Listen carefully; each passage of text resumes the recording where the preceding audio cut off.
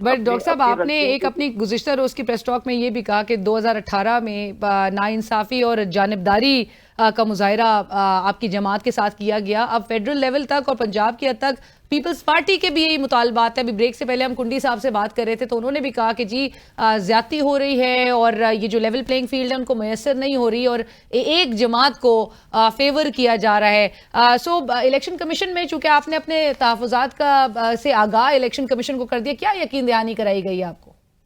देखिए, election commission ने बहुत तसल्ली से हमारी सारी बातें सुनी और चूंकि मरदमशुमारी में भी चोर को हमने एक्सपोज किया पहली बार कि सूबाई इंतजामिया, सिविल और पुलिस यहाँ पर उन्होंने जो इन्यूमरेटर्स थे उनको ये पॉलिसी दी थी कि भाई यहाँ इमारतों को नहीं गिनना सारी, अगर ग्राउंड प्लस 8 है तो ग्राउंड प्लस 1-2 को गिनना, ऊपर के फ्लोर। और ये डिजिटल डेटा से फिर साबित हुआ पहाड़ी पर रहने वाले पख्तूनों को नहीं गिना गया, हमारे भाइयों को। इसी तरह नई बस्तियों नहीं।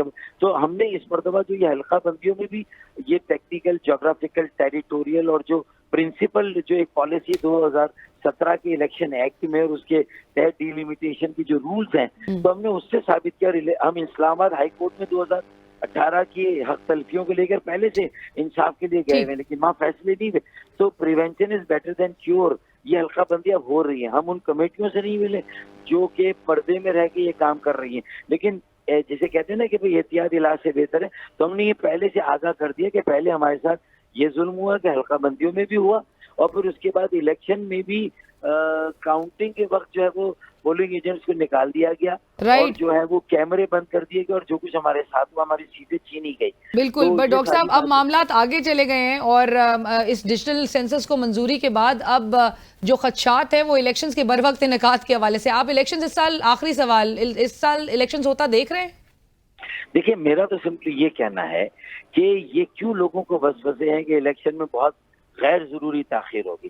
भाई, इलेक्शन कमीशन ने कहा वो 120 दिन में हल्का बंदियां कर सकते हैं, बल्कि मेरे तो इल्म में अब ये बात आई है कि वो बहुत जल्द हल्का बंदियों को मुकम्मल करने जा रहे हैं। जो उन्होंने अपनी शेड्यूल में जो डेट दी थी उसे बहुत पहले वो मुकम्मल कर लेंगे।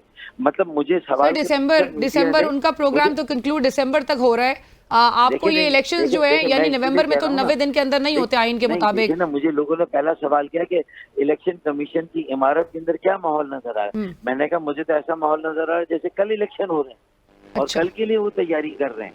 तो मतलब मुझे उसमें उनकी तरफ से कोई ऐसी गैर, बल्कि वो मुझे जल्दी सारी चीजें मुकम्मल करते हुए नजर आ रहे हैं। तो बहुत शुक्रिया। सारी बातें तो फिर ये वसवसे क्यों, फिर मीडिया भी इसको क्यों मजीद हवा दे? मैं तो नहीं सर, हम तो सवाल कर रहे हैं कि और आइन के मुताबिक नहीं कह रहा।